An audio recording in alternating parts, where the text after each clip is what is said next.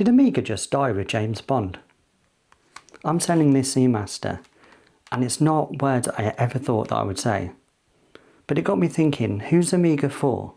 This watch costs £5,600 in the UK, £5,900 if you have it on a bracelet. But that puts it in the territory of Rolex.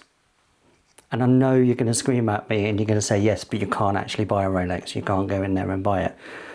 And you're also going to say, which is a fair point, that a Rolex OP is not a diver's watch. They're all absolutely relevant points.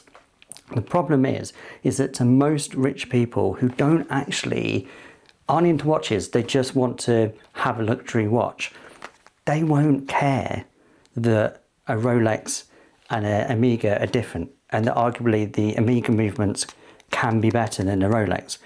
They won't care about that. There is something when you put a Rolex on your wrist that just feels good. And it's something that Amiga doesn't have. That exclusivity means people want and crave, and it's an extra status symbol. Now, the other problem with Amiga is that they've put their prices up. And it's not that they're knocking on Rolex's door, it's the fact that actually Tudor, the sister company to Rolex, is knocking on their door. This used to sit perfectly priced between the two. But now, for £1,000 less, you can get a Tudor Black Bay or a Tudor GMT. Now, again, you're screaming at me, but that's not a diver's watch. And I know, I absolutely know. But to most people walking in to a shop that have got that kind of money, that aren't really into watches, do they really care? It's about value. And what are you getting for the value? What are we getting for £1,000 more out of this watch that you're not getting at Tudor? And then also, if you're paying the price for this watch, why not go on the wait list for a Rolex and actually get something that has a little bit more status to it? I can hear you. I literally can hear every single watch person screaming at me because I know all the arguments. But the problem is that I think the reasons that we would pick this over the Rolex or we would pick this over a Tudor are between us, because we know about watches. Most people won't. They don't care.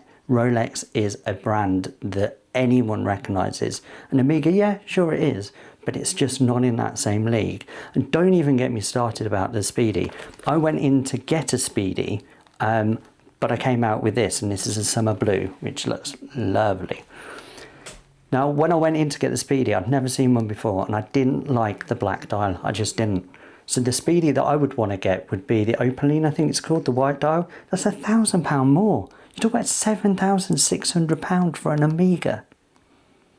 Now, you can have the best story you want, like with James Bond and with the Moonwatch. And you can have a really, really cult following amongst watch collectors.